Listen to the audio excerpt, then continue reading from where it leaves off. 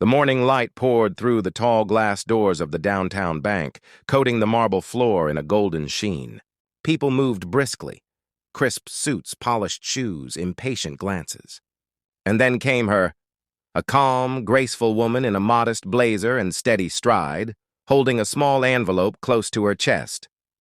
No security escort, no designer bag, no visible power. Just quiet confidence, the kind that doesn't demand attention but earns it. Yet within seconds, she became the center of it. The teller's raised brows, the smirks from two nearby customers, the whisper that started like static in the air. "What's she doing here?" The woman stood silently, her eyes scanning the counters, waiting her turn as laughter flickered behind her back. The energy in the room shifted, curiosity turning to mockery, arrogance wrapping itself in false professionalism. She exhaled once, slow and deliberate, before stepping forward to the window. By the time she placed her envelope down, the entire room had already judged her story. What no one knew, not even the teller who was about to humiliate her, was that this woman didn't come here to open an account. She came to review her own bank's staff. The teller barely looked up as the woman approached, her manicured nails clicking against the marble counter in impatience.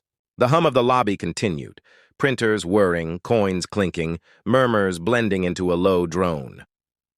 But under it all was that quiet friction, an unspoken rule that the woman in the modest suit didn't belong. She waited with a poise that felt almost out of place in such an atmosphere.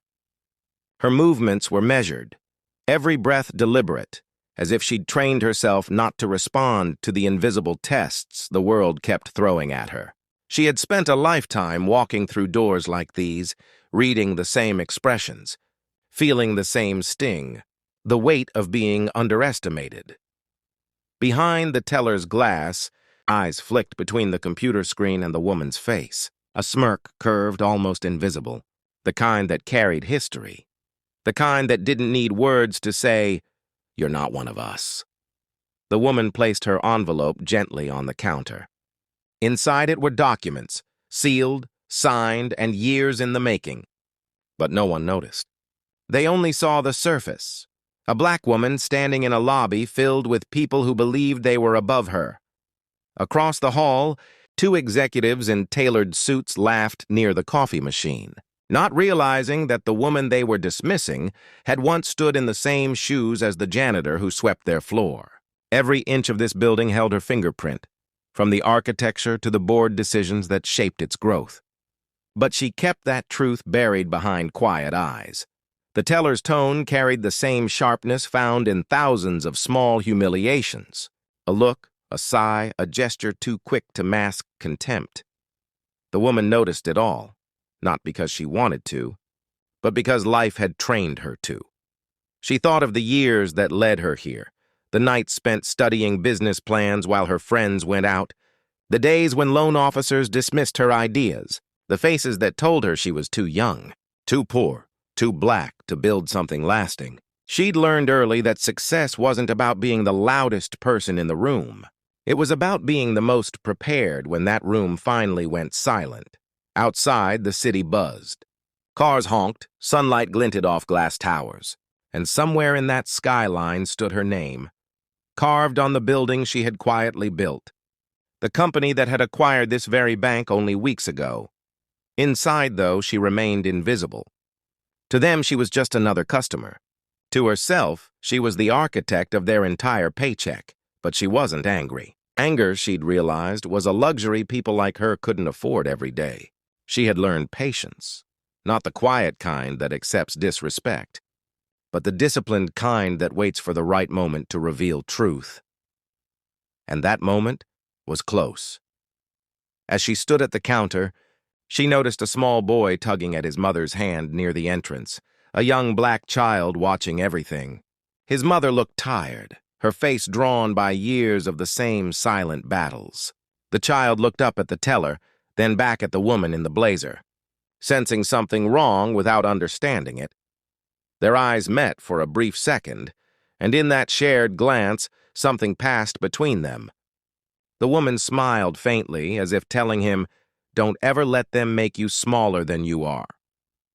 The teller's voice cut through the quiet, clipped, dismissive, professional only by policy. Papers shuffled. The line grew. The air thickened with judgment disguised as courtesy. Still, the woman didn't flinch.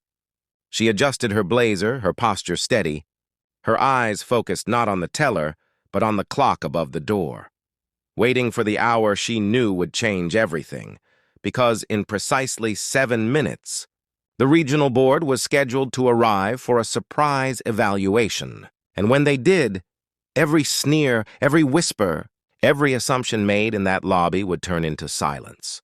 But for now, she simply stood there, a calm storm in a sea of arrogance, holding the patience of someone who knows the ending long before anyone else does. The minute hand inched closer to the top of the hour. The woman glanced once at the clock, then at the teller whose forced smile barely hid impatience. The queue behind her shifted, murmuring complaints about delays. None of them knew they were standing at the edge of a revelation that would echo far beyond that lobby. The teller tapped her pen, sighing dramatically. "Next, please," she muttered under her breath, though the woman had been standing there the whole time. A subtle dismissal, the kind that said you don't matter enough to notice. The woman held her composure. Her stillness was unnerving, her silence almost defiant. She could feel the eyes on her, the guard near the door adjusting his belt, a middle-aged man smirking behind a newspaper, 2 women whispering near the loan desks. The air carried that old poison she'd known her entire life, the assumption that grace meant weakness and humility meant inferiority. Her heart didn't race.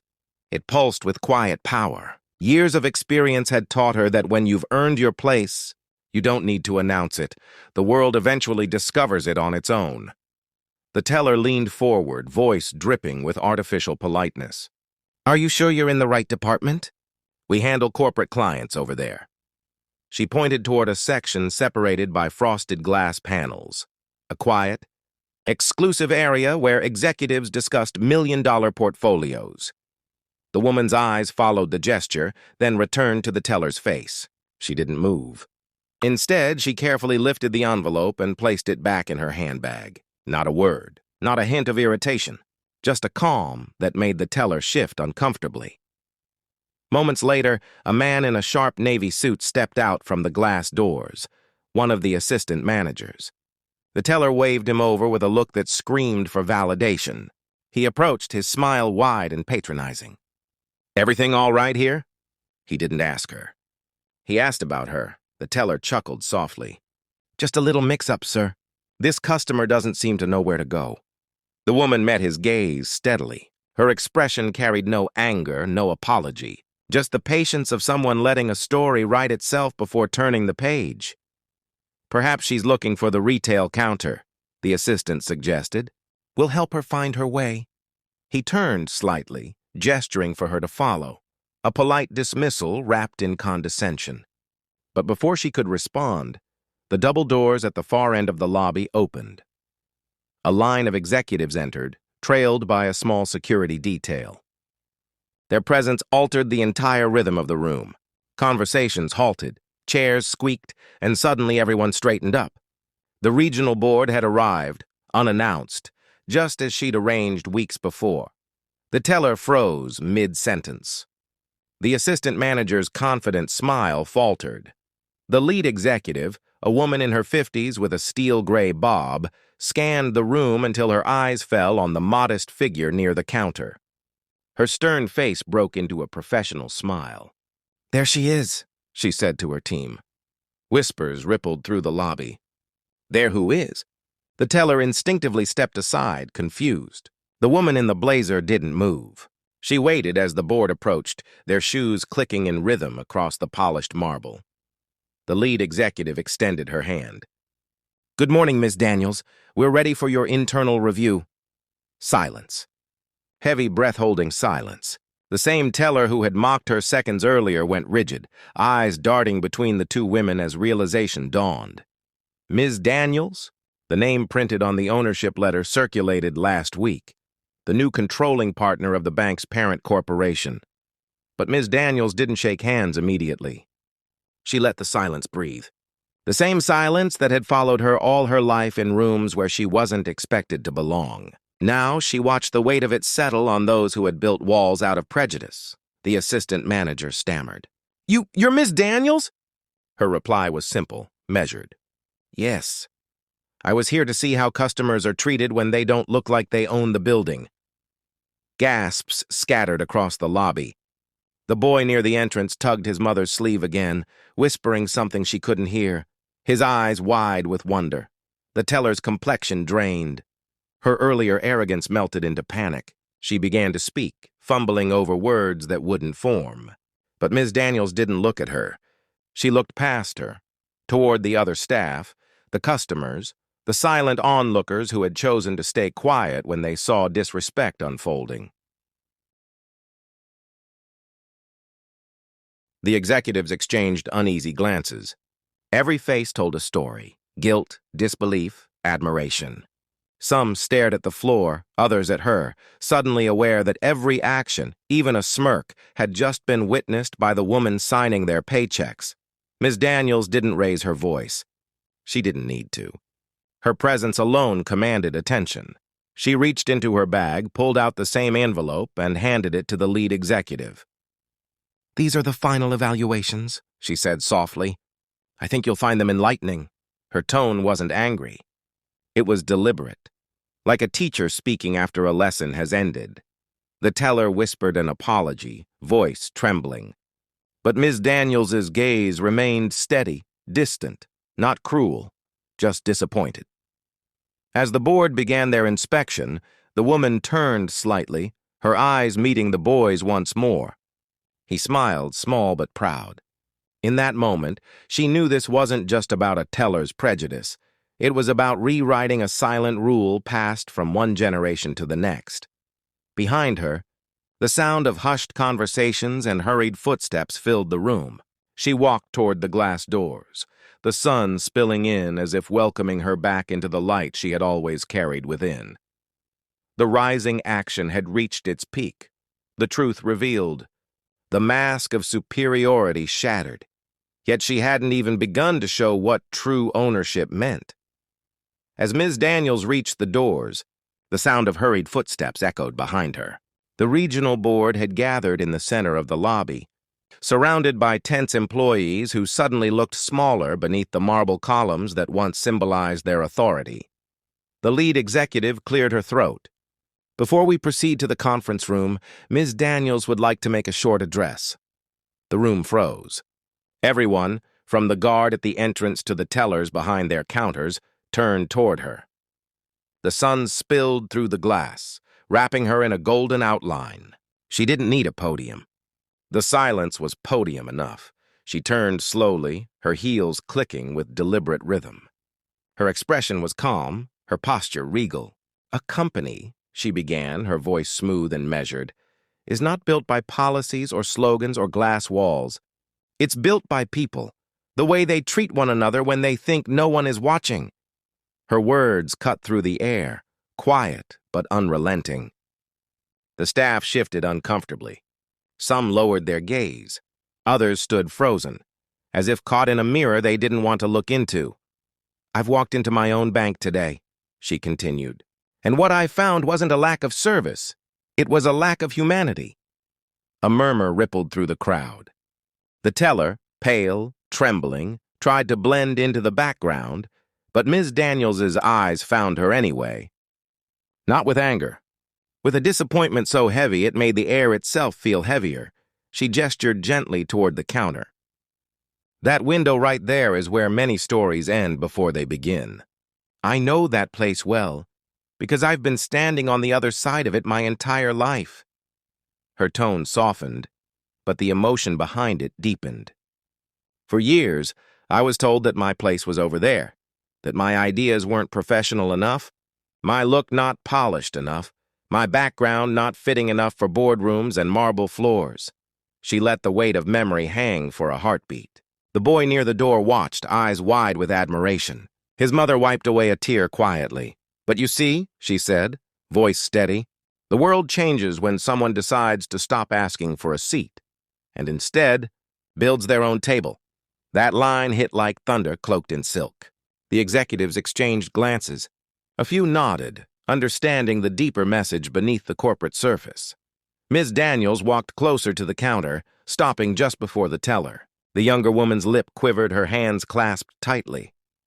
"I don't hold grudges," Ms. Daniels said softly, "but I hold people accountable. Because that's the only way institutions become better than the prejudice they're built on." The teller blinked back tears, whispering something no one could hear. Ms. Daniels didn't respond. Instead, she turned to the onlookers, the customers who had watched silently earlier, unwilling to intervene. "When you see someone being belittled," she said, "and you stay quiet, you are not neutral. You are comfortable. And comfort," she paused, her gaze sweeping the room, "is the enemy of progress." You could almost hear hearts pounding. Shame, respect, and awe mingled in the stillness. She then motioned for the lead executive to step forward. "This institution will change its culture starting today.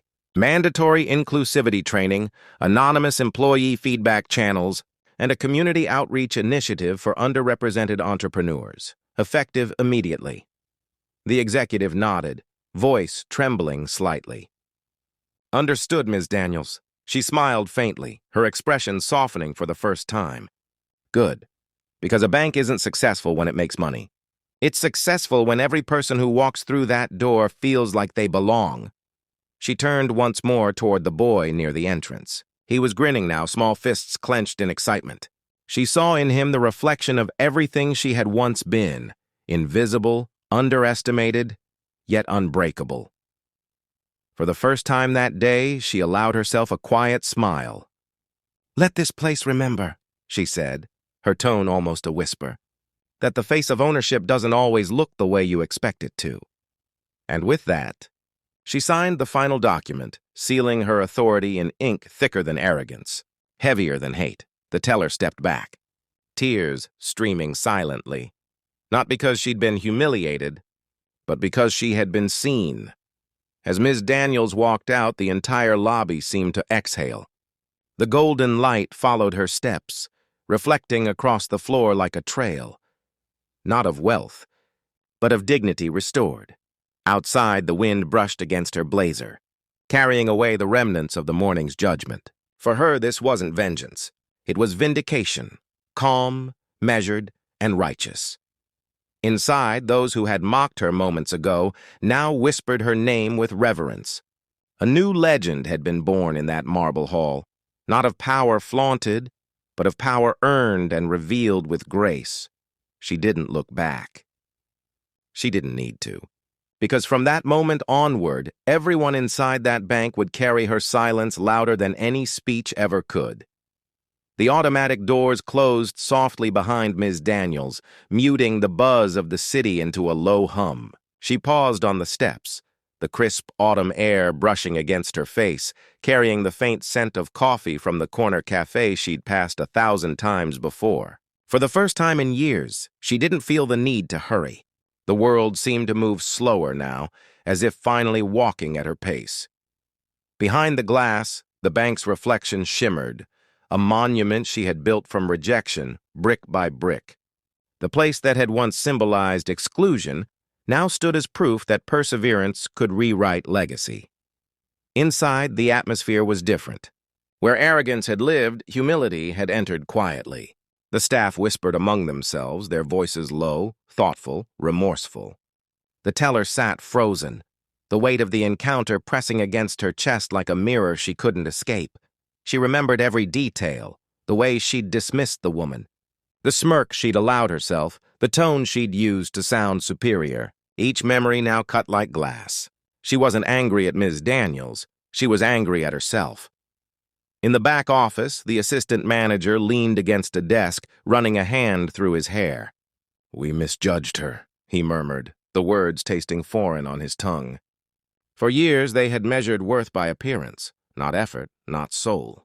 And today, that illusion had shattered before their eyes. The lead executive gathered the team. "We don't get to erase what happened," she said quietly, "but we can decide who we are after this." By noon, memos were already being drafted. Staff meetings were scheduled. The story of what happened began spreading beyond those glass doors, first through whispers, then through headlines. New bank owner poses as customer, exposes bias in local branch. The teller's phone buzzed all afternoon with messages, not of gossip, but of questions. Friends asking if it was true, if she'd really said those things. She didn't respond. She couldn't. All she could think about was the calm in Ms. Daniels's eyes, the kind of strength that doesn't need to shout to be heard. That night, she stayed late. The building was quiet, the hum of computers fading into the stillness. She walked over to the same counter, ran her fingers over the smooth surface, and whispered to herself, "Never again." Outside, a soft drizzle began to fall, the kind that carries both cleansing and reflection. Across the city, Ms. Daniels sat in her penthouse office overlooking the skyline. The lights below glimmered like a sea of possibilities she once believed she'd never reach. On her desk lay the envelope, now empty, its purpose fulfilled. She leaned back, closing her eyes for a moment, letting the silence wash over her.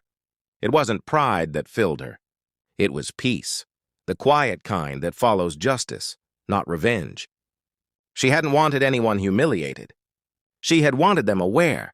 She thought of the boy at the entrance, his curious eyes, his small, clenched fists.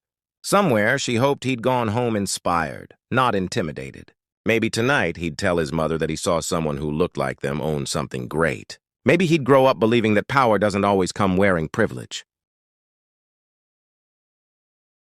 She turned toward the framed photo on her wall, her grandmother's face smiling back, eyes full of wisdom. That woman had cleaned offices for 40 years in this same city, telling her, "One day you'll walk through these buildings, and they'll know your name." Now they did. A soft knock at the door pulled her from the memory. Her assistant entered quietly, placing a cup of tea on the table. "The press is asking for a statement," she said. Ms. Daniels smiled faintly. "Tell them I have no statement.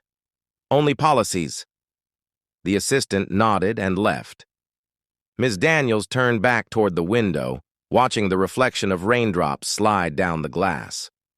Each drop caught the city's light. Small, fleeting, but beautiful. The next morning, as the doors of the bank opened again, something subtle had changed. Employees greeted every customer with genuine warmth. The teller, now composed, eyes red but sincere, greeted an elderly man with respect and patience. She caught herself glancing at the door now and then, half hoping Ms. Daniels might return, just so she could apologize properly. But Ms. Daniels didn't return. She didn't need to. Her lesson had already taken root. Weeks later, the branch's atmosphere transformed completely. Customer satisfaction rose. Turnover decreased, and for the first time, staff meetings included discussions about empathy, not just efficiency. In a small frame near the entrance hung a new plaque that read, "Every person who walks through these doors is more than their appearance." It wasn't signed, but everyone knew who had written it. Months passed. One spring morning, a mother and her young son entered the same bank. The boy ran ahead, his eyes catching the plaque. He smiled, pointing to it. "Mom, that's her, the lady we saw that day." His mother smiled softly. "Yes, baby. That's Ms. Daniels." He looked up, thoughtful. She didn't yell. She didn't fight. But everyone listened. His mother nodded. "That's what real power sounds like." The boy stared at the golden letters a little longer before turning away. Somewhere deep inside, a seed had been planted, one that would grow into confidence, compassion, and courage long after that day had faded from memory. Outside, the city continued its rhythm, traffic, laughter, life, but something invisible had shifted within it. The story of Ms. Daniels had become more than a moment. It was a quiet revolution disguised as a workday, because sometimes the loudest message against racism isn't shouted in anger. It's delivered in calm truth that forces the world to look in the mirror. And for every teller, every customer, every child who heard of her, that day became a reminder etched in conscience that dignity needs no permission and respect is never optional. End note. Narrative close.